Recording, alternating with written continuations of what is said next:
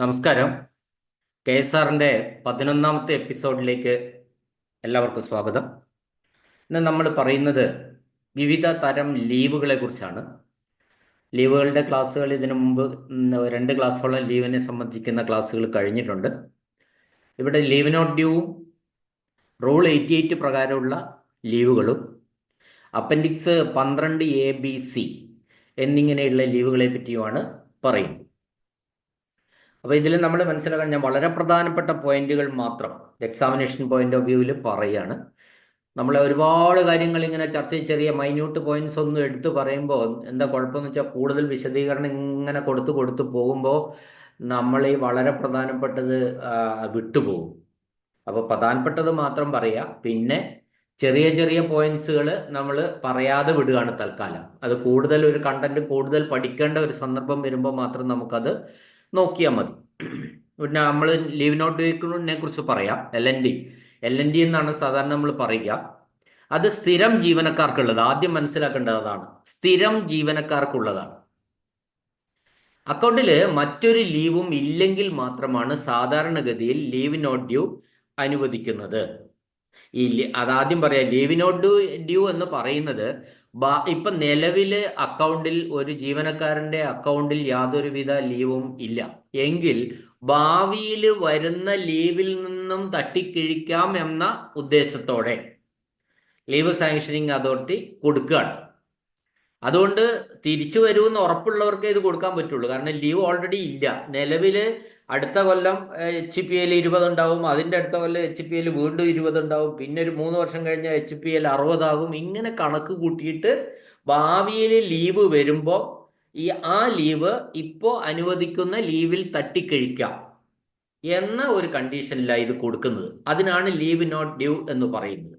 അതുകൊണ്ട് തന്നെ ഭാവിയിൽ ഉണ്ടാകുന്ന ലീവുകളിൽ തട്ടിക്കിഴിക്കാം എന്നതുകൊണ്ട് തന്നെ ഇത് സ്ഥിരം ജീവനക്കാർക്ക് മാത്രമേ അനുവദിക്കാറുള്ളൂ. ഇനി ഇത് ലീവ് സാങ്ഷനിങ് അതോറിറ്റിക്ക് ശരിക്കും ബോധ്യപ്പെടണം. ആരാണോ ലീവ് പാസ്സാക്കുന്നത് ആ ലീവ് പാസ്സാക്കുന്ന ഉദ്യോഗസ്ഥന്, സാധാരണ മറ്റ് ലീവുകളൊക്കെ പാസ്സാക്കുന്ന ഉദ്യോഗസ്ഥന് തന്നെ ഇത് പാസ്സാക്കാം. അപ്പോൾ ഭാവിയിൽ വരുന്ന ലീവ്, ഭാവിയിൽ ഉണ്ടാവുന്ന ലീവിൽ നിന്നും തട്ടിക്കഴിക്കാമെന്നൊക്കെ അദ്ദേഹത്തിന്റെ റിട്ടയർമെന്റ് കാലവും എല്ലാം പരിശോധിച്ചിട്ടാണ് ഈ ലീവ് സാങ്ഷനിങ് അതോറിറ്റി ഇത് പാസ്സാക്കുള്ളൂ. ഒരു സർവീസ് കാലത്തിനിടയ്ക്ക് ഒരാളുടെ ഒരു ഉദ്യോഗസ്ഥന്റെ സർവീസ് കാലത്തിനിടയ്ക്ക് 360 LND മാത്രമേ പാസ്സാവുള്ളൂ. ലീവ് നോട്ട് ഡ്യൂ 360 എണ്ണം മാത്രമേ പാസ്സാവുള്ളൂ. അപ്പോൾ വേറൊരു വാചകം കൂടി ഞാൻ പറയാം. LND എന്ന് പറഞ്ഞാൽ HPL അഡ്വാൻസ് ആയി അനുവദിക്കുന്നതാണ് ശരിക്കും. ഒറ്റ വാചകം അതാണ് ശരിക്കും. നിലവിൽ ഒരു ഉദ്യോഗസ്ഥന്റെ ക്രെഡിറ്റിൽ ലീവ് അക്കൗണ്ടിൽ ഒരു ലീവും ഇല്ല, എന്നാൽ അദ്ദേഹത്തിന് ലീവ് ആവശ്യമായി വരുന്നു. അങ്ങനെ ഒരു സാഹചര്യത്തിൽ ഹാഫ് പേ ലീവ് അഡ്വാൻസ് ആയി അനുവദിക്കുന്നതാണ് ലീവ് നോട്ട് ഡ്യൂ. മുൻകൂറായിട്ട് ഹാഫ് പേ ലീവ് അനുവദിക്കുക. അപ്പൊ നമുക്ക് വ്യക്തമാണല്ലോ. അതിനാൽ NNDയുടെ സാലറി എന്തായിരിക്കും? ഹാഫ് പേ ലീവിന് തുല്യമായ സാലറി ആയിരിക്കും ലീവ് നോട്ട് ഡ്യൂവിന് ഉണ്ടായിരിക്കുക എന്ന കാര്യവും നമ്മൾ ഓർമ്മിച്ചിരിക്കുക. മറ്റൊരു കാര്യം എന്താന്ന് വെച്ചാൽ, ഒരു തവണ 90 ദിവസം മാത്രമേ ഈ ലീവ് നോട്ട് ഡ്യൂ അനുവദിക്കുകയുള്ളൂ. ഒരു തവണ 90 ദിവസം, അറ്റ സ്ട്രെച്ച് 90 ദിവസം വരെ അനുവദിക്കും. ഒരു സർവീസ് ജീവിതത്തിൽ 360 ദിവസം മാത്രമേ ലീവ് നോട്ട് ഡ്യൂ അനുവദിക്കാറുള്ളൂ. എന്നാൽ ഇപ്പോ അതും കൂടി പറഞ്ഞുതരാം. ഇത് പഠിച്ചിട്ട് ആരും പോയിട്ട് എനിക്ക് ലീവ് നോട്ട് ഡ്യൂ വേണമെന്നൊന്നും പറഞ്ഞാൽ ഒരു ഡ്രോയിങ് ഓഫീസറെ സമ്മതിക്കില്ല. മിക്കവാറും തസ്തികകൾ ഇപ്പോൾ ഒഫീഷ്യേറ്റിംഗ് തസ്തികകളാണ്. പെർമനന്റ് തസ്തികയിൽ പെർമനന്റ് പോസ്റ്റിങ്ങിന് മാത്രമേ നമ്മുടെ ഈ ലീവ് നോട്ട് ഡ്യൂ അനുവദിക്കാറുള്ളൂ എന്ന കാര്യവും നമ്മൾ ഓർമ്മിച്ചിരിക്കാം. ഓക്കെ, ലീവ് നോട്ട് ഡ്യൂവിനെ പറ്റി നമ്മൾ മനസ്സിലായിട്ടുണ്ടല്ലോ. ഹാഫ് പേ ലീവ് മുൻകൂറായി അനുവദിക്കുന്നതാണ് ലീവ് നോട്ട് ഡ്യൂ. ഒരു ജീവനക്കാരന്റെ ലീവ് അക്കൗണ്ടിൽ മറ്റൊരു ലീവും ഇല്ലാത്ത സാഹചര്യത്തിലാണ് ഇത് അനുവദിക്കുക. സ്ഥിരം ജീവനക്കാർക്ക് മാത്രമേ ഈ ലീവ് നോട്ട് ഡ്യൂ അനുവദിക്കാറുള്ളൂ. ഒരു സ്ട്രെച്ചിൽ 90 ദിവസം വരെ മാത്രമേ ലീവ് നോട്ട് ഡ്യൂ എടുക്കാൻ പാടുള്ളൂ. ഒരു ജീവനക്കാരന്റെ സർവീസ് ജീവിതത്തിൽ 360 ദിവസം വരെ വേണമെങ്കിൽ ലീവ് നോട്ട് ഡ്യൂ അനുവദിക്കാം. ഇത് ക്ലെയിം ഒന്നുമല്ല, കാരണം ഇത് മുൻകൂർ അനുവദിക്കുന്നതാണ്. ഭാവിയിൽ ഉണ്ടായേക്കാവുന്ന ഒഴിവുകളിൽ തട്ടിക്കഴിക്കാമെന്ന ധാരണയിൽ ലീവ് സാങ്ഷനിങ് അതോറിറ്റി അനുവദിക്കുന്നതാണ് ശരിക്കും. ഓക്കെ, ലീവ് നോട്ട് ഡ്യൂ കഴിഞ്ഞു. ഇത്രയും നമ്മൾ ലീവ് നോട്ട് ഡ്യൂവിനെ പറ്റി മനസ്സിലാക്കിയിരുന്നാൽ മതി. ഇനി നമുക്ക് LWA, leave without allowance, rule 88 rule 88 പ്രകാരം leave not due, LWA, leave without അലവൻസിനെ പറ്റിയാണ് നമ്മൾ പറയുന്നത്. അപ്പോൾ ലീവ് വിത്തൗട്ട് അലവൻസ് എന്തൊക്കെ ആവശ്യത്തിന് എടുക്കാം? പ്രൈവറ്റ് അഫയേഴ്സിൽ സ്വന്തം ആവശ്യത്തിന് എടുക്കാം. 2, മെഡിക്കൽ സർട്ടിഫിക്കറ്റിന്റെ അടിസ്ഥാനത്തിൽ എടുക്കാം. പ്രധാനമായിട്ട് ഇത് 2 വിധത്തിലാണ് നമ്മൾ ചെയ്യാറ്. മെഡിക്കൽ സർട്ടിഫിക്കറ്റിന്റെ അടിസ്ഥാനത്തിലാണ് ഒരു ലീവ് വിത്തൗട്ട് അലവൻസ് എടുത്തതെങ്കിൽ അത് എല്ലാ സർവീസ് ആനുകൂല്യങ്ങൾക്കും പരിഗണിക്കുമെന്നാണ്. ഇൻക്രിമെന്റിന് കൂട്ടും, ഗ്രേഡിന് കൂട്ടും, പെൻഷന് കൂട്ടും, അത് സർവീസായി കൂട്ടും. ലീവ് വിത്തൗട്ട് അലവൻസ് എന്ന് പറഞ്ഞാൽ എന്താ? ശമ്പളമില്ലാത്ത അവധി എന്നാണ്. അങ്ങനെ ശമ്പളമില്ലാത്ത അവധി മെഡിക്കൽ സർട്ടിഫിക്കറ്റിന്റെ അടിസ്ഥാനത്തിലാണ് എടുത്തിട്ടുള്ളതെങ്കിൽ ശമ്പളം മാത്രമേ നഷ്ടപ്പെടുകയുള്ളൂ. സർവീസ് അവിടെ കൃത്യമായിട്ട് കിട്ടും. എന്തിനൊക്കെ കിട്ടും? ഇൻക്രിമെന്റ് കണക്ക് കൂട്ടും, ഗ്രേഡിന് കണക്ക് കൂട്ടും, പ്രൊമോഷന് കണക്ക് കൂട്ടും, സീനിയോറിറ്റിക്ക് കണക്ക് കൂട്ടും, പെൻഷന് കണക്ക് കൂട്ടും, എല്ലാത്തിനും കൂട്ടും. പക്ഷെ എന്തില്ല? ശമ്പളം മാത്രം ഇല്ല. എന്നാൽ LWA on private affairs without MC, medical certificate ഇല്ലാതെ പ്രൈവറ്റ് അഫയേഴ്സ്, അതും സ്വാതന്ത്ര്യം ഉണ്ടല്ലോ. നമ്മൾ ഒരു മാസം LWA അങ്ങോട്ട് എടുത്തു ഓൺ പ്രൈവറ്റ് അഫയേഴ്സ്. എന്താ പർപ്പസ് ഫോർ ദ ലീവ് നമ്മൾ കാണിച്ചു. LWA for 1 month from 2 on private affairs. അപ്പൊ എന്താ സ്വന്തം കാര്യം എന്താണെന്ന് പറയുന്നില്ല. അത്തരം സാഹചര്യത്തിൽ ഒരു മാസം ലീവ് എടുത്താൽ ആ ഒരു മാസം, ഇപ്പോൾ 40 ദിവസം എടുത്തു എന്ന് വിചാരിച്ച ഒരു എക്സാമ്പിൾ ഞാൻ പറഞ്ഞുതരാം. 40 ദിവസം പ്രൈവറ്റ് അഫയേഴ്സിൽ ലീവ് എടുത്തു. ആ 40 ദിവസം പ്രൈവറ്റ് അഫയേഴ്സിൽ LWA ആണ് കേട്ടോ, HP-യിലും കമ്മ്യൂട്ടഡ് ലീവ് ഒന്നുമല്ല. LWA എടുത്താൽ 40 ദിവസം ശമ്പളം കിട്ടുന്നില്ല. 1, ആ 40 ദിവസം സർവീസിലുള്ള ഇൻക്രിമെന്റിനോ ഗ്രേഡിനോ പെൻഷനോ സീനിയോറിറ്റിക്കോ ഒന്നും തന്നെ കൂട്ടുന്നില്ല. ഇതാണ് വ്യത്യാസം. ഇപ്പൊ നമ്മൾ ഇങ്ങനെ 40 ദിവസം എടുത്താൽ, ഒരു എക്സാമ്പിൾ കൂടി ഞാൻ പറയാം. 40 ദിവസമാണ് LWA ഓൺ പ്രൈവറ്റ് അഫയേഴ്സ് എടുത്തു എന്ന് വിചാരിക്കുക. സ്വകാര്യ ആവശ്യത്തിന് LWA എടുത്തു 40 ദിവസം. അയാളുടെ സാധാരണ ഇൻക്രിമെന്റ് ജൂൺ 1 ലഭിച്ചുകൊണ്ടിരുന്നത്. അപ്പൊ നമ്മൾ അടുത്ത വർഷം സർവീസിൽ അയാൾക്ക് 40 ദിവസം ഇല്ല. അപ്പോൾ അയാളുടെ ഇൻക്രിമെന്റ് ജൂലൈ 10 പോയി. ജൂൺ 30 പിന്നെ ജൂലൈയിൽ നിന്ന് ഒരു 10 ദിവസം എടുത്തു. അങ്ങനെ ജൂലൈ 10 അടുത്ത വർഷം അയാൾക്ക് ഇൻക്രിമെന്റ് കിട്ടുള്ളൂ. അപ്പൊ ഇൻക്രിമെന്റ് പരിഗണിച്ചില്ല എന്നർത്ഥം. പിന്നെ വേറൊരു കാര്യം എന്ന് വെച്ചാൽ KSRൽ ഒരു റൂൾ ഉണ്ട്. ഇങ്ങനെ ഇൻക്രിമെന്റ് നീളുന്നത് കൊണ്ട് ആ മാസത്തിന്റെ ഏത് ദിവസം വന്നാലും ആ മാസത്തിന്റെ 1-ാം തീയതി കൊടുക്കാം. അപ്പൊ ഇപ്പൊ ജൂലൈ 10 വരുമ്പോൾ ഓട്ടോമാറ്റിക്കായിട്ട് KSR പറഞ്ഞ പ്രകാരമാണെങ്കിൽ ആ മാസത്തിന്റെ 1-ാം തീയതി കൊടുക്കാം. അപ്പോൾ ഇയാളുടെ ഇൻക്രിമെന്റ് ജൂലൈ 1 മാറി എന്നുള്ളതാണ് സത്യം. ഗ്രേഡ് കാൽക്കുലേറ്റ് ചെയ്യുമ്പോൾ ആ ഗ്രേഡിന്റെ ഈ 40 ദിവസം കുറച്ചിട്ടേ ഗ്രേഡ് കിട്ടുള്ളൂ. പെൻഷൻ കണക്ക് കൂട്ടുമ്പോൾ ഈ 40 ദിവസം പെൻഷന് കണക്ക് കൂട്ടുന്നതല്ല. ഇതാണ് നമ്മൾ മനസ്സിലാക്കേണ്ടത്. LWA on private affairs, leave without allowance on private affairs. Private അഫയേഴ്സിൽ ലീവ് വിത്തൗട്ട് അലവൻസ് എടുക്കുമ്പോൾ ശമ്പളം ഉണ്ടാവില്ല. ആ എടുക്കുന്ന ദിവസങ്ങൾ സർവീസിൽ ഒന്നിനും പരിഗണിക്കുന്നതല്ല എന്ന കാര്യം നമ്മൾ ഓർമ്മിക്കുക. എന്നാൽ leave LWA on medical certificate, നമ്മൾ അസുഖം വന്നിട്ടായിരിക്കുമല്ലോ എടുക്കുക. അപ്പൊ അത്തരം സാഹചര്യങ്ങളിൽ അത് ശമ്പളം മാത്രമേ നഷ്ടപ്പെടുകയുള്ളൂ, സർവീസിന് ഒരു കോട്ടവും സംഭവിക്കുന്നില്ല എന്നുള്ളതാണ് സത്യം. അത് നമ്മൾ എടുക്കുന്നവർ മനസ്സിലാക്കിയിരിക്കേണ്ടതാണ്. ഇനി നമ്മൾ കഴിഞ്ഞ ദിവസങ്ങളിലൊക്കെ പറഞ്ഞിരുന്നു, HPL ഹാഫ് പേ ലീവ് എടുക്കുന്നതിന് ലിമിറ്റ് ഒന്നുമില്ല. ഇഷ്ടം പോലെ എടുക്കാം. ഇഷ്ടം പോലെ എടുക്കുക എന്ന് പറഞ്ഞാൽ ക്രെഡിറ്റിൽ എത്രയുണ്ടോ അത്രയും എടുക്കാം. ആർക്ക് സാങ്ഷൻ ചെയ്യാം? നമ്മുടെ സാധാരണ സാങ്ഷൻ ചെയ്യുന്ന DDOയ്ക്ക് തന്നെ സാങ്ഷൻ ചെയ്യാം ലീവ് HPL. കമ്മ്യൂട്ടഡ് ലീവ് എത്ര എടുക്കാം? കമ്മ്യൂട്ടഡ് ലീവ് ക്രെഡിറ്റിലുള്ള അത്രയും തന്നെ കമ്മ്യൂട്ട് ചെയ്തെടുക്കാം. അതിന് ലിമിറ്റ് ഇല്ല. അത് ആർക്ക് പാസ്സാക്കാം? DDOയ്ക്ക് തന്നെ പാസ്സാക്കാം. എന്നാൽ LWA ലീവ് വിത്തൗട്ട് അലവൻസ് പാസ്സാക്കണമെങ്കിൽ 3 വർഷം സർവീസ് ഉണ്ടെങ്കിൽ മാത്രമേ 3 മാസത്തിൽ കൂടുതൽ LWA ഓൺ പ്രൈവറ്റ് അഫയേഴ്സ് എടുക്കാവൂ.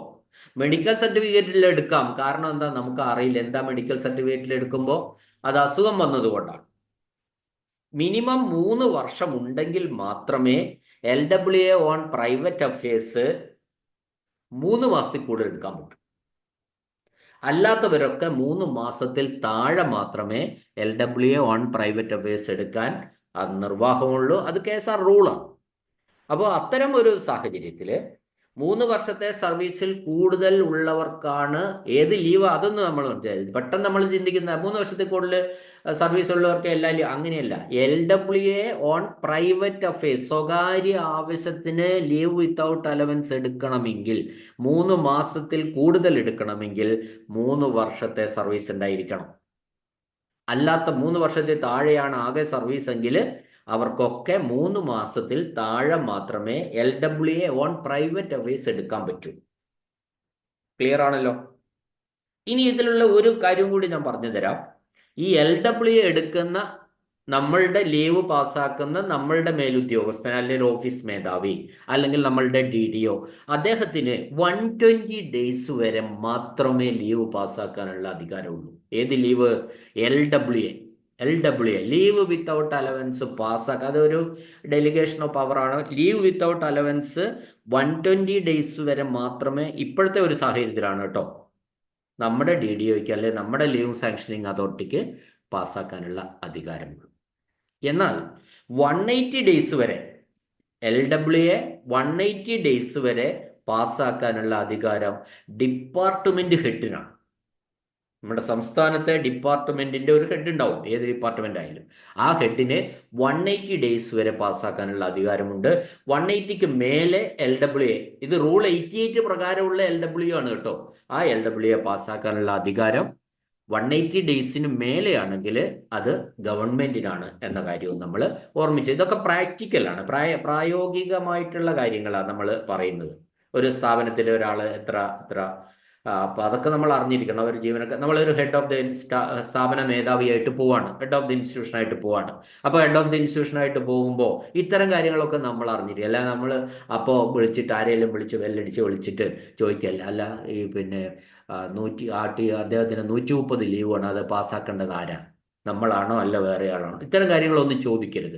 നമ്മൾ ഇതൊക്കെ മനസ്സിലാക്കിയിരിക്കണം എന്ന കാര്യവും ഞാൻ ഇവിടെ ഇത് കേൾക്കുന്ന എല്ലാവരെയും ഓർമ്മപ്പെടുത്തുകയാണ്. ഇപ്പോഴത്തെ അറ്റ് പ്രസന്റ് കണ്ടീഷൻ 120 ഡേയ്സ് വരെയാണ് ഓഫീസ് മേധാവിക്ക് അല്ലെങ്കിൽ സ്ഥാപന മേധാവിക്ക് ലീവ് അതായത് ഇപ്പം നിലവിൽ ലീവ് പാസ്സാക്കുന്ന ആരാണോ അവർക്ക് അധികാരമുള്ളൂ. ഏത് ലീവ്?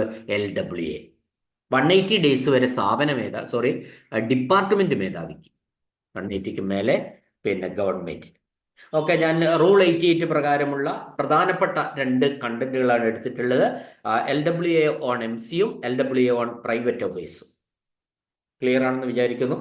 ഇനി നമ്മൾ നിരവധി തവണ കേട്ടിട്ടുള്ള സംഗതികളാണ് ലീവ് അപ്പൻഡിക്സ് 12A-BC. അപ്പൊ ഈ LWA എടുക്കുമ്പോൾ ഒരു കാര്യം ഞാൻ പറയട്ടെ, LWA എടുക്കുമ്പോൾ നമുക്ക് പ്രഫിക്സും സഫിക്സും വെച്ച് LWA എടുക്കാം. മെഡിക്കൽ സർട്ടിഫിക്കറ്റിലെ പ്രഫിക്സ് അത് കൃത്യമായിട്ട് നമ്മൾ മനസ്സിലാക്കേണ്ട ഒരു കാര്യമാണ്. LWA ഓൺ മെഡിക്കൽ സർട്ടിഫിക്കറ്റ് എടുത്തു, നിങ്ങൾ കേൾക്കുക.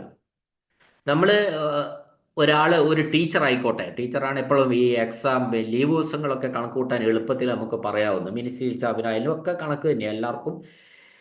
അപ്പോൾ നമ്മൾ തിങ്കളാഴ്ച മുതൽ വെള്ളിയാഴ്ച വരെ ടീച്ചർക്ക് സുഖമില്ല, ലീവ് എടുക്കണം. അപ്പോൾ തലേ ശനി ഞായറും ഹോളിഡേയ്സ് ആണ്, ലീവ് കഴിയുന്ന ശനി ഞായറും ഹോളിഡേയ്സ് ആണ്. അപ്പോൾ തിങ്കൾ മുതൽ വെള്ളി വരെയാണ് ടീച്ചറുടെ LWA, ടീച്ചർക്ക് മെഡിക്കൽ സർട്ടിഫിക്കറ്റ്. അപ്പോൾ നമ്മൾ ആ മെഡിക്കൽ സർട്ടിഫിക്കറ്റ് പ്രൊഡ്യൂസ് ചെയ്യണം. പിറ്റേ തിങ്കളാഴ്ചയാണ് നമ്മൾ ജോയിൻ ചെയ്യുന്നത്. അപ്പോൾ നമുക്ക് തലേ ശനി ഞായറും പ്രൊഫിക്സ് ചെയ്യാം, പിറ്റേ ശനി ഞായറും സഫിക്സും ചെയ്യാം. അപ്പം നമ്മൾ എഴുതുന്നു LWA ഫോർ 5 days ഫ്രം തിങ്കൾ ടു വെള്ളി, ഡേറ്റ കൊടുക്കേണ്ടത് തിങ്കൾ ടു വെള്ളി. ആൻഡ് താഴെ എഴുതുന്നു തലേ ശനി ഞായറും മേ ബി പ്രഫിക്സ്ഡ് ആൻഡ് പിറ്റേ ശനി ഞായർ മേ ബി സഫിക്സ് എഴുതി കൊടുത്തു. LWA ഓൺ മെഡിക്കൽ സർട്ടിഫിക്കറ്റിലാണ് ലീവ്. ഇത്തരം സാഹചര്യത്തിൽ നമ്മൾ മനസ്സിലാക്കേണ്ട കാര്യം, നമ്മൾ ലീവ് എടുക്കുന്ന ദിവസം തിങ്കളാഴ്ചയത്തെ ഡേറ്റിലായിരിക്കണം medical certificate. Doctor medical certificate തരുന്നത് തിങ്കളാഴ്ചത്തെ ഡേറ്റിലാണ്. നമ്മൾ ലീവ് തുടങ്ങുന്ന ദിവസത്തെ ഡേറ്റിലായിരിക്കണം ലീവ് എടുക്കേണ്ടത്. ഇനി ലീവ് തീർന്നു, വെള്ളിയാഴ്ച നമ്മുടെ ലീവ് തീർന്നു, പക്ഷെ നമ്മൾ തിങ്കളാഴ്ച ജോയിൻ ചെയ്താൽ മതി. പക്ഷേ നമ്മളുടെ ഈ ഫിറ്റ്നസ് സർട്ടിഫിക്കറ്റ് എന്ന് പറയില്ല, ഈ മെഡിക്കൽ സർട്ടിഫിക്കറ്റ് MCയിൽ ലീവ് എടുക്കുമ്പോൾ ഫിറ്റ്നസ് സർട്ടിഫിക്കറ്റ് നമ്മൾ കൊടുക്കേണ്ടിയിരിക്കുന്നു. നമ്മൾ ശനിയാഴ്ചത്തെ ഡേറ്റിൽ ഫിറ്റ് ആയിരിക്കണം. വളരെ ഇമ്പോർട്ടൻ്റ് കാര്യമാണ്, നമ്മൾ പ്രായോഗികമായിട്ട് അറിഞ്ഞിരിക്കേണ്ട കാര്യം. നമ്മൾ ശനിയാഴ്ചത്തെ ഡേറ്റിൽ നമ്മൾ ഫിറ്റ്നസ് സർട്ടിഫിക്കറ്റ് ഡോക്ടർ ഒപ്പിട്ടുണ്ടായിരിക്കണം. എന്നാൽ മാത്രമേ ഈ സഫിക്സ് ആയിട്ടുള്ള ശനിയും ഞായറും നമുക്ക് ശമ്പളത്തോടു കൂടി കിട്ടുകയുള്ളൂ. നമ്മൾ ഫിറ്റ്നസ് കൊണ്ടു കൊടുത്തു, ഈ ഒരു MCയിൽ LWA മെഡിക്കൽ സർട്ടിഫിക്കറ്റിൽ എടുത്താൽ അതിൻ്റെ മെഡിക്കൽ സർട്ടിഫിക്കറ്റും ഫിറ്റ്നസും സർവീസ് ബുക്കിൽ ഒട്ടിച്ചു വെക്കണമെന്നാണ് പറയുക. അല്ല, ഇപ്പം ഈ സർവീസ് ബുക്കാണെങ്കിൽ ഒട്ടിച്ചു വെക്കാൻ പറ്റില്ല, നമുക്കത് ഫയലിൽ നിർബന്ധമായിട്ടും ഉണ്ടായിരിക്കണം. അപ്പോൾ ആ ഫിറ്റ്നസ് സർട്ടിഫിക്കറ്റ് നമ്മൾ ജോയിൻ ചെയ്യുന്ന ഡേറ്റിൽ ആ ഡേറ്റ് വെച്ചിട്ട് ഒപ്പൊക്കെ ഇട്ട് നമ്മൾ കൊണ്ടുവന്നാൽ എന്താ തെറ്റുക? ആ സഫിക്സ് ആയിട്ടുള്ള ശനി ഞായർ നമുക്ക് അങ്ങോട്ട് പോയി കിട്ടും, അവിടെ ശമ്പളം കിട്ടില്ല. തിങ്കളാഴ്ച മാത്രമേ നമ്മൾ ഫിറ്റ് ആയിട്ടുള്ളൂ, പിന്നെ നമുക്ക് ശനി ഞായറും ക്ലെയിം ചെയ്യാൻ പറ്റില്ലല്ലോ. ഇതാണ് ഈ MC വാങ്ങുമ്പോൾ, മെഡിക്കൽ സർട്ടിഫിക്കറ്റ് വാങ്ങുമ്പോൾ നമ്മൾ ശ്രദ്ധിക്കേണ്ട 1-2 കാര്യങ്ങളാണ് ഞാനിവിടെ പറഞ്ഞത്. നമുക്കിനി അപ്പൻഡിക്സ് 12A പോകാം. 12ABC 3 കാരണത്താലുള്ള ലോങ് ലീവുകളാണ് ഇത് പ്രധാനമായിട്ടും ഉദ്ദേശിക്കുന്നത്. അപ്പൻഡിക്സ് 12ABC എന്ന് പറയുന്നത് 3 ലീവ് വിത്തൗട്ട് അലവൻസ് ആണ്, ശമ്പളമില്ലാത്ത ദീർഘകാല അവധികളാണ് 3. ആദ്യത്തേത് അപ്പൻഡിക്സ് 12A. 12A എന്ന് പറയുന്നത് ഇന്ത്യയിലോ അല്ലെ സ്വദേശത്തോ കേരളത്തിലോ വിദേശത്തോ എവിടെയെങ്കിലും മറ്റൊരു ജോലി സ്വീകരിക്കാൻ വേണ്ടിയിട്ട് നിയമപരമായിട്ട് നമ്മൾ ലീവ് എടുക്കുകയാണ്. മറ്റൊരു ജോലി, ഈ ജോലി നമുക്കൊരു ജോലി കിട്ടിയതുകൊണ്ടാണല്ലോ ഈ ലീവ് എടുക്കേണ്ടി വരുന്നത്. അതിപ്പോൾ തൽക്കാലം വേണ്ട, അതിനേക്കാൾ മെച്ചപ്പെട്ട ഒരു ജോലി ഫോർ ബെറ്റർ എംപ്ലോയ്മെൻ്റ് ആണ് നമ്മളുടെ കേരളത്തിലോ ഇന്ത്യയിലോ അല്ലെ വിദേശത്തോ സ്വീകരിക്കാൻ വേണ്ടി എടുക്കുന്ന ലീവിൻ്റെ റൂളാണ് അപ്പൻഡിക്സ് 12A എന്ന് പറയുന്നത്. അത് എത്ര കാലത്തേക്ക്? പരമാവധി 5 വർഷത്തേക്ക് മാത്രമേ ഇപ്പോൾ ഈ ലീവുകൾ അനുവദിക്കാറുള്ളൂ. നമ്മൾ മനസ്സിലാക്കുക. ഒരു 3 മാസത്തിന് മുമ്പ് അപേക്ഷ കൊടുത്തിരിക്കണം. ഏത് സ്ഥാപനത്തിലാണ് നമ്മൾ ജോലിക്ക് പോകുന്നതെന്ന് പറഞ്ഞാൽ അവിടുത്തെ അഡ്രസ്സൊക്കെ ഉണ്ടായിരിക്കണം. ഈ കാര്യങ്ങളൊക്കെ നമ്മൾ വ്യക്തമായി രേഖപ്പെടുത്തിയിട്ട് വേണം ലീവ് അപേക്ഷിക്കാൻ. പോകുന്നതിന് 3 മാസം മുമ്പ് നമ്മൾ അപേക്ഷ കൊടുത്തിരിക്കണം. ഡിപ്പാർട്ട്മെന്റ് ഹെഡാണ് ഇത് പാസ്സാക്കേണ്ടത്. Appendix 12A leave LWA department ഹെഡാണ് പാസ്സാക്കേണ്ടത്. ഈ ലീവിന് LWA ഓൺ അപ്പൻഡിക്സ് 12A എന്ന് പറയുന്ന ടൈപ്പ് റൂളിൽ വരുന്ന ലീവിന് പ്രഫിക്സും സഫിക്സും ഇല്ല. അതിന് പ്രഫിക്സും സഫിക്സും അനുവദിക്കാറില്ല. ഡിപ്പാർട്ട്മെന്റ് ഹെഡ് അതാണ് ലീവ് സാങ്ഷൻ ആക്കേണ്ടത്. 5 വർഷമാണ് പരമാവധി എടുക്കാൻ കഴിയുക. ഇതെല്ലാം LWA ആണ് കേട്ടോ. LWA പറ്റിയാണ് ഇപ്പം നമ്മൾ പറഞ്ഞുകൊണ്ടിരിക്കുന്നത്. അപ്പൻഡിക്സ് 12Aയും Bയും Cയും ശമ്പളമില്ലാത്ത ദീർഘകാല അവധികളാണ്. ഇനി നമ്മൾ 5 കൊല്ലം കഴിഞ്ഞ് 3 കൊല്ലം കഴിഞ്ഞപ്പോൾ നമ്മൾ പരിപാടി നിർത്തി, നമുക്ക് തിരിച്ചു പോകാമെന്ന് നമ്മൾ വിചാരിച്ചാൽ ലീവ് ക്യാൻസൽ ചെയ്യാനുള്ള ബാക്കി, അതായത് 5 കൊല്ലത്തേക്കാണല്ലോ ലീവ് പാസ്സാക്കിയിരിക്കുന്നത്, ബാക്കിയുള്ള 3 കൊല്ലം കഴിഞ്ഞു 2 കൊല്ലം ക്യാൻസൽ ചെയ്യാനുള്ള ഒരു അപേക്ഷ കൊടുത്തിട്ട് അത് ക്യാൻസൽ ചെയ്ത് നമുക്ക് വേണമെങ്കിൽ ആ സമയത്ത് തിരിച്ച് നമുക്ക് സർവീസിൽ ജോയിൻ ചെയ്യാവുന്നതേ ഉള്ളൂ. ഇനി നമ്മൾ നേരത്തെ പോയി പെൻഷന് 12 മാസം മുമ്പ് നമ്മൾ സർവീസിൽ ജോയിൻ ചെയ്തിരിക്കണം. ആ രീതിയിലേ നമ്മൾ ലീവ് എടുക്കാൻ പാടുള്ളൂ. അങ്ങനെയൊരു ഇതുണ്ട്. പെൻഷൻ പറ്റുന്നതിന്, റിട്ടയർ ചെയ്യുന്നതിന് 12 മാസം മുമ്പ് നമ്മൾ തിരിച്ചു വരണം. ഈ കാലഘട്ടം യാതൊന്നിനും കൂട്ടാറില്ല എന്ന് നമ്മൾ ഓർമ്മിക്കുക. ഈ അപ്പൻഡിക്സ് 12 ABC തന്നെ 3 എടുക്കുന്ന കാലഘട്ടം പെൻഷനോ ഇൻക്രിമെന്റിനോ ഗ്രേഡിനോ ഒന്നിന് തന്നെ നമ്മൾ പരിഗണിക്കാറില്ല എന്ന കാര്യം നമ്മൾ ഓർമ്മിച്ചിരിക്കുക. ഇനി ഇത് ഈ ലീവ് എടുക്കണമെങ്കിൽ പ്രൊബേഷൻ കഴിയണമെന്നൊന്നുമില്ല. പ്രൊബേഷൻ കഴിയുന്നതിന് മുമ്പ് ഇപ്പം നമ്മൾ 1.5 കൊല്ലമായി ജോലി കയറിയിട്ട് 1.5 കൊല്ലമായി പ്രൊബേഷൻ ഡിക്ലെയർ ചെയ്തിട്ടില്ല. നമ്മൾ ഇതുപോലെ അപ്പൻഡിക്സ് 12A ലീവ് എടുത്ത് പോയാൽ 5 വർഷം കഴിഞ്ഞ് നമ്മൾ തിരിച്ചു വന്നാൽ വീണ്ടും നമ്മൾ ആ 1.5 കൊല്ലം നമുക്ക് വെച്ച് കിട്ടില്ല. നമ്മൾ നേരത്തെ എടുത്ത ജോലി ചെയ്ത 1.5 കൊല്ലം പോയി. പിന്നെ എപ്പോൾ തൊട്ട് തുടങ്ങണം? ഒന്നിന്ന് തൊട്ട് തുടങ്ങണം. അത് പേയുടെ കാര്യത്തിലായാലും ശരി, പ്രൊബേഷന്റെ കാര്യത്തിലായാലും ശരി, 1 എന്ന് തൊട്ട് നമ്മൾ പുതിയ സർവീസ് തുടങ്ങി പ്രൊബേഷൻ ഡിക്ലെയർ ചെയ്ത് മുമ്പോട്ട് പോകേണ്ടതാണ്. അതാണ് പ്രൊബേഷൻ ഡിക്ലെയർ ചെയ്യാതെ പോയാലുള്ള ഒരു കുഴപ്പം. ഡിക്ലെയർ ചെയ്ത് പോയാൽ പിന്നെ വീണ്ടും തിരിച്ചു വരുമ്പോൾ പ്രൊബേഷൻ ഡിക്ലെയർ ചെയ്യേണ്ടതുമില്ല. നമുക്ക് അങ്ങനെയാണ് അതിന്റെ കണക്ക്. ഇനി അപ്പൻഡിക്സ് 12B, 12B, 12A അപ്പോൾ എന്താ? Other employment in Kerala or India or abroad, എവിടെയെങ്കിലും മറ്റ് ജോലികൾ ചെയ്യുന്നതിന് വേണ്ടി എടുക്കുന്ന LWA ആണ് അപ്പൻഡിക്സ് 12A എന്ന് പറയുന്നത്. വീണ്ടും ഒരിക്കൽ കൂടി പറയാം, അതിന്റെ പ്രധാനപ്പെട്ട കാര്യങ്ങൾ: 5 വർഷമാണ് പരമാവധി കിട്ടുക. ഡിപ്പാർട്ട്മെന്റ് ഹെഡാണ് അത് പാസ്സാക്കേണ്ടത്. പ്രഫിക്സും സഫിക്സും ഉണ്ടായിരിക്കില്ല. ഈ മറ്റ് ലീവുകൾ എടുക്കുമ്പോൾ നമ്മൾ പ്രഫിക്സ് എടുക്കാം, അതായത് തൊട്ട് തലേ ശനി ലീവുകൾ, ശനി ഞായർ ഹോളിഡേസ് ഒക്കെ പ്രഫിക്സ് ആയിട്ട് എടുക്കാം. ലീവ് തീരുന്ന കാലത്തുള്ള ശനി ഞായർ ഹോളിഡേസും സഫിക്സ് ആയിട്ട് എടുക്കാം. ആ പരിപാടി ഇതിനകത്തില്ല. പ്രഫിക്സും സഫിക്സും അനുവദിക്കുന്നതല്ല. പിന്നെ ഇത് പെൻഷന് 12 മാസം മുമ്പ് തിരിച്ചെത്തിയിരിക്കണം, അത് നിർബന്ധമാണ്. പ്രൊബേഷൻ കഴിയാതെ പോയാൽ ഇതൊക്കെ നമുക്കറിയാം. അത് application type question, previous questions discuss ചെയ്യുമ്പോൾ അത്തരം കാര്യങ്ങൾ വരും. ദെൻ അടുത്തത് അപ്പൻഡിക്സ് 12B, സ്റ്റഡി പർപ്പസിന് വേണ്ടി ലീവ് എടുക്കുന്നതാണിത്. 12B, 12B study പർപ്പസിനാണ്. ഇത് പരമാവധി 5 കൊല്ലം ഇതിനും കിട്ടുള്ളൂ. സ്റ്റഡി പർപ്പസ് ഇത് ഗവൺമെന്റ് ആണ് പാസ്സാക്കേണ്ടത്. മറ്റത് ഡിപ്പാർട്ട്മെന്റ് കണ്ട് മതിയായിരുന്നു. സ്റ്റഡി പർപ്പസിനുള്ള ലീവുകൾ ഗവൺമെന്റ് ആണ് അനുവദിക്കേണ്ടത്. ഈ കാലഘട്ടവും നേരത്തെ പറഞ്ഞ മാതിരി ഒന്നിനും പരിഗണിക്കുന്നതല്ല. അങ്ങനെ സ്റ്റഡി പർപ്പസിന് വേണ്ടി ലീവ് എടുത്തു പോകുമ്പോൾ നമ്മളെ കോഴ്സ് സർട്ടിഫിക്കറ്റ് ഒക്കെ ഹാജരാക്കണം. ഏത് സ്ഥാപനത്തിലാണ് പഠിക്കുന്നത് എന്ന് വ്യക്തമായിരിക്കണം. ആ കോഴ്സ് തീരുന്ന മുറയ്ക്ക്, അതെന്ന് വരെയാണോ, 3 കൊല്ലാണ് കോഴ്സെങ്കിൽ ആ 3 വർഷം കംപ്ലീറ്റ് ആയിട്ടും കോഴ്സ് സർട്ടിഫിക്കറ്റ് ഹാജരാക്കിക്കൊണ്ടുള്ള അപേക്ഷയാണ് ഗവൺമെന്റ് സ്വീകരിക്കുന്നത്. അപ്പോൾ 3 വർഷം പൂർണ്ണമായിട്ട് ലീവായിരിക്കും. ആ കോഴ്സ് തീരാതെ ഇടയ്ക്ക് വന്നിട്ട് കുറച്ച് ലീവ് എടുത്ത് അത് നടക്കില്ല. അപ്പോൾ അതാണ് അപ്പൻഡിക്സ് 12B എന്ന് പറയുന്നത്. കാര്യമായിട്ട് വേറെ ഒന്നും അതിനകത്ത് പറയാനില്ല. 12B എന്ന് പറയുന്നത് സ്റ്റഡി പർപ്പസിനുള്ള LWA ആണ്.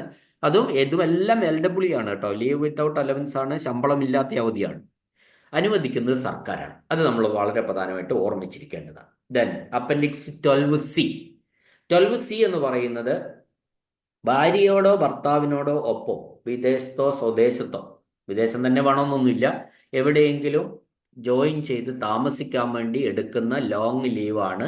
അതായത് ലീവ് വിത്തൗട്ട് അലവൻസ്, ശമ്പളമില്ലാത്ത അവധിയാണ് അപ്പൻഡിക്സ് 12C എന്ന് പറയുന്നത്. അപ്പോൾ ഈ 12A other employment, 12B study purpose, 12C പിന്നെ ജോയിൻ സ്പൗസ് എബ്രോഡ് ഓർ പിന്നെ ഇന്ത്യ ഓർ കേരള, എവിടെയെങ്കിലും. ഇപ്പോൾ വിദേശത്തോ സ്വദേശത്തോ ഒക്കെ ഭാര്യയും ഭർത്താവിനോടൊപ്പം ജോയിൻ ചെയ്ത് താമസിക്കാൻ എടുക്കുന്ന ലീവാണ്. 5 വർഷമാണ് പരമാവധി കാലയളവ്. ഡിപ്പാർട്ട്മെന്റ് ഹെഡിന് പാസ്സാക്കാം. ഈ ലീവ് ഡിപ്പാർട്ട്മെന്റ് ഹെഡിന് പാസ്സാക്കാം. 5 വർഷം പരമാവധി. ഇത് 20 വർഷം വരെ അനുവദിച്ചിരുന്നു മുൻകാലങ്ങളിൽ. ഈ അപ്പൻഡിക്സ് ഒക്കെ 20 വർഷം വരെ അനുവദിച്ചിരിക്കുന്നു. അത് സർക്കാർ എടുത്തു കളഞ്ഞു. ഇപ്പോൾ മാക്സിമം 5 വർഷം. 5 വർഷത്തിന് ശേഷം ജോലിയിൽ തിരിച്ച് പ്രവേശിച്ചില്ലെങ്കിൽ അയാളെ പിരിച്ചുവിടും. അതാണ് ഇപ്പോഴത്തെ കണ്ടീഷൻ. അത് നമ്മൾ മനസ്സിലാക്കാം. ഈ ലീവിനും പ്രഫിക്സും സഫിക്സും ഒന്നും അനുവദിക്കില്ല. ലീവുകളെ സംബന്ധിച്ച് എപ്പോഴും ലീവുകൾക്ക് പ്രഫിക്സും സഫിക്സും അനുവദിക്കുന്നത് അത് ലീവ് സാങ്ഷനിങ് അതോറിറ്റി സർക്കാരിൻ്റെ ഒരു പവറാണ്. അതുകൊണ്ടാണ് നമ്മൾ ആ പ്രഫിക്സ് സഫിക്സിന്റെ ലീവ് ആപ്ലിക്കേഷൻ കോളത്തിൽ റിക്വസ്റ്റഡ് ടു പ്രഫിക്സ് എന്ന് എഴുതാം. അങ്ങനെ എഴുതാം. നമ്മൾ ഇന്ന പോലെ ഇന്ന 2 ദിവസം പ്രഫിക്സ് ചെയ്ത് തരണം, ഇന്ന 2 ദിവസം അല്ലെ 3 ദിവസം സഫിക്സ് ചെയ്ത് തരണം എന്നൊരു അപേക്ഷയാണ് വെക്കുന്നത്. അതുകൊണ്ട് തന്നെ അത് നമുക്ക് റൂൾ അനുസരിച്ച് ഒരു അപേക്ഷയായി വെച്ച് കിട്ടുന്നതാണ്. ഇവിടെ അത്തരം കാര്യങ്ങൾ KSRൽ തന്നെ അപ്പൻഡിക്സ് 12ABC പ്രഫിക്സും സഫിക്സും അത്തരം കാര്യങ്ങളിൽ ഇല്ല. ഇതിലും 12 മാസത്തിനുള്ള റിട്ടയർ ചെയ്യുന്നതിൻ്റെ 12 മാസത്തിനുള്ളിൽ സർക്കാർ ജോലിയിൽ തിരികെ പ്രവേശിക്കേണ്ടതാണ്. അത്രയുമാണ്. ഞാൻ പറഞ്ഞല്ലോ, എല്ലാ ലീവുകളും മാക്സിമം 5 വർഷമേ ഇപ്പോൾ അനുവദിക്കുന്നുള്ളൂ. നമ്മൾ പുസ്തകങ്ങൾ KSRലൊക്കെ ചിലപ്പോൾ 20 വർഷം വരെ എന്നൊക്കെ കണ്ടാലും അത് നേരത്തെ ഉണ്ടായിരുന്നതാണ്. 1 വർഷം 5, വീണ്ടും 5 വർഷം പുതുക്കാം, വീണ്ടും 5 വർഷം പുതുക്കാം, വീണ്ടും 5 വർഷം പുതുക്കാം. അങ്ങനെ 20 വർഷമൊക്കെ കഴിഞ്ഞിട്ടായിരിക്കും ചിലർ തിരിച്ചു വരിക. അപ്പോൾ പുതുക്കി പോവുക. അത് നിർത്തി. ഇപ്പൊ പുതുക്കലില്ല. Maximum 5 year. ഓക്കെ, ഞാൻ ഈ 3 കണ്ടന്റുകളെ കുറിച്ചും വളരെ വ്യക്തമായി സ്പീഡിൽ പറഞ്ഞു എന്നാണ് ഞാൻ വിചാരിക്കുന്നത്.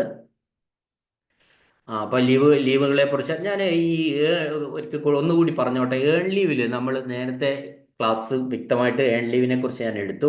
അതിൽ പറയാത്ത ഒരു കാര്യം ഞാൻ വിട്ടുപോയതാണ്. അത് ഞാൻ ഇവിടെ സൂചിപ്പിക്കുകയാണ് നിങ്ങൾക്ക് വേണ്ടി. അതായത് ഒരു വെക്കേഷൻ സ്റ്റാഫ്, വെക്കേഷൻ നമ്മളൊരു എക്സാമ്പിൾ എടുക്കുക. ഒരു ടീച്ചർ പിന്നെ ഒരു ഒരു ജനുവരി 25 ജനുവരി 25 ഒരു ടീച്ചർ വേറൊരു ഡിപ്പാർട്ട്മെന്റിലേക്ക് ഡെപ്യൂട്ടേഷനിൽ പോയി. ആ ഡിപ്പാർട്ട്മെന്റിൽ വെക്കേഷൻ ഇല്ലായിരുന്നു. ടീച്ചർ ചെല്ലുന്ന ഡിപ്പാർട്ട്മെന്റിൽ വെക്കേഷൻ ഇല്ല. എന്നാൽ അവധിക്കാലം പണിയെടുക്കും. ഒരു ടീച്ചർ എന്ന് പറയുന്നത് വെക്കേഷൻ ഉള്ളയാണ്. അപ്പോൾ വെക്കേഷൻ ഇല്ലാത്ത ഡിപ്പാർട്ട്മെന്റിലേക്ക് പോകുമ്പോൾ ടീച്ചർക്ക് ഏൺ ലീവ് കിട്ടും. എപ്പോൾ, എങ്ങനെ? 1/11 വെച്ച് കിട്ടും. 11 ദിവസത്തിന് 1 എന്ന ക്രമത്തിൽ ടീച്ചർക്ക് ലീവ് കിട്ടും. അങ്ങനെ പോയാൽ ഒരു വെക്കേഷൻ ഡിപ്പാർട്ട്മെന്റിൽ നിന്ന് ഒരു നോൺ വെക്കേഷൻ ഡിപ്പാർട്ട്മെന്റിലേക്ക് ഇത്തരത്തിൽ ഒരാൾ മാറിപ്പോയാൽ, ടീച്ചറാണെങ്കിൽ ആ ടീച്ചർക്ക് ആ അക്കാഡമിക് ഇയറിന്റെ 1-ാം തീയതി മുതൽ ഏൺ ലീവ് കിട്ടും. അതായത് ജൂൺ മാസം 1-ാം തീയതി മുതൽ നമുക്ക് ഏൺ ലീവ് കണക്കൂട്ടാം. ജനുവരി 25 മുതലല്ല. അപ്പോൾ June, July, August, September, October, November, December, ജനുവരി 8 മാസം മുന്നേ മുതൽ ഏൺ ലീവ് കണക്കൂട്ടാം. അത് ഒരു KSR റൂളാണ്. നമ്മളതൊന്ന് ഓർമ്മിച്ചിരിക്കാൻ, മനസ്സിലാക്കാൻ വേണ്ടി. നമ്മളൊരു വെക്കേഷൻ സ്റ്റാഫ്, ഇപ്പോൾ വേറൊരു എക്സാമ്പിൾ ഞാൻ പറഞ്ഞുതരാം. അങ്ങനെ ഒരു ടീച്ചറെ, ഇതിപ്പോൾ ഒരു ഹൈസ്കൂൾ അധ്യാപകന് ഇതുപോലെ ഫെബ്രുവരി 20-ാം തീയതി ഒരു പ്രൊമോഷൻ കിട്ടി. ഹൈസ്കൂൾ അധ്യാപകന് ഹൈസ്കൂൾ HM ആയിട്ട് പ്രൊമോഷൻ കിട്ടി. നമുക്കറിയാം ഹൈസ്കൂൾ അധ്യാപകന് വെക്കേഷൻ ഉണ്ട്, എന്നാൽ ഹൈസ്കൂൾ ഹെഡ് മാസ്റ്റർക്ക് വെക്കേഷൻ ഇല്ല. അവിടെ വെക്കേഷനിൽ നിന്ന് നോൺ വെക്കേഷനിലേക്ക് മാറുക ചെയ്ത്. എപ്പോൾ? ഫെബ്രുവരി 20-ന്. അപ്പോൾ ഈ ഹെഡ് മാഷിന്, പ്രൊമോഷൻ ആകുന്ന ഹെഡ് മാഷിന് കഴിഞ്ഞ കൊല്ലം ജൂൺ 1 അന്നാണ് സ്കൂൾ തുറന്നത്. ആ 1 മുതൽ ഏൺ ലീവിന് അർഹതയുണ്ട്. എത്ര? 11 ദിവസത്തിന് 1 കിട്ടും. ഓക്കെ. ഇനി ഇത് തിരിച്ചു വരുമ്പോൾ, ഒരു ടീച്ചർ ഡെപ്യൂട്ടേഷനിൽ പോയി, ആ ടീച്ചർ പിന്നെ ഡിസംബർ 20-ന് തിരിച്ച് തൻ്റെ വെക്കേഷനുള്ള സ്ഥാപനത്തിലേക്ക് തിരിച്ചു വരികയാണ്. അങ്ങനെയെങ്കിൽ, അതായത് നോൺ വെക്കേഷനിൽ നിന്ന് വെക്കേഷനിലേക്ക് വരുമ്പോൾ ഡിസംബർ 20-നാണ് വന്നെന്ന് ഞാൻ പറഞ്ഞു. അങ്ങനെയെങ്കിൽ ആ ടീച്ചർക്ക് ഏൺ ലീവ് കഴിഞ്ഞ മെയ് 31 വരെ കിട്ടുള്ളൂ. അതും ഉണ്ട്. അതും നമ്മൾ മനസ്സിലാക്കുക. ഈ മെയ് 31 വരെ ഏൺ ലീവ് 11-1 വെച്ച് കണക്ക് കൂട്ടുള്ളൂ. ഡിസംബർ 20 വരെ 11-1 വെച്ച് കണക്ക് കൂട്ടുന്നതല്ല.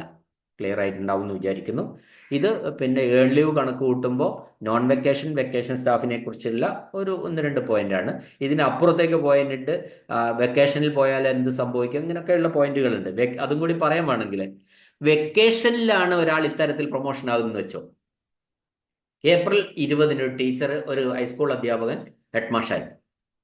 അപ്പോൾ ഏപ്രിൽ 20-ന് പ്രൊമോഷൻ ആയാൽ അയാൾ എന്ന് മുതൽ ഏൺ ലീവ് കണക്ക് കൂട്ടുന്നു? അയാൾക്ക് മെയ് 31 വരെ N/V × 30 കൂട്ടണം. ഏപ്രിൽ 20 മുതൽ മെയ് 31 വരെ N/V × 30 കണക്ക് കൂട്ടണം. ജൂൺ 1 മുതൽ 1/11 കൂട്ടണം. ഇതാണ് റൂള്. കൂടുതൽ എക്സ്പ്ലെയിൻ ചെയ്ത് അത് ബോറടിപ്പിക്കുന്നില്ല. ഈ ക്ലാസ് ഞാനിവിടെ അവസാനിപ്പിക്കുകയാണ്. 3 പ്രധാനപ്പെട്ട കണ്ടന്റുകൾ തന്നെയാണ് നാം പറഞ്ഞത്. നിരന്തരമായിട്ട് ലീവ് നോട്ട് ഡ്യൂവിനേക്കാൾ കൂടുതലായിട്ട് ഉപയോഗിക്കുന്നതാണ് റൂൾ 88 ലീവും അപ്പൻഡിക്സ് 12A-B-Cയും. അപ്പോൾ നമ്മൾ ഇത് കേട്ട് കാര്യമായ കാര്യങ്ങൾ ഒന്നുമില്ല, സിമ്പിൾ, കേൾക്കുമ്പോൾ മനസ്സിലാകുന്നില്ല എല്ലാവർക്കും. വളരെ നമ്മൾ മനസ്സിൽ ഓർമ്മിച്ച് കൊണ്ടു നടക്കാവുന്ന കാര്യങ്ങളാണ് ഇതൊക്കെ.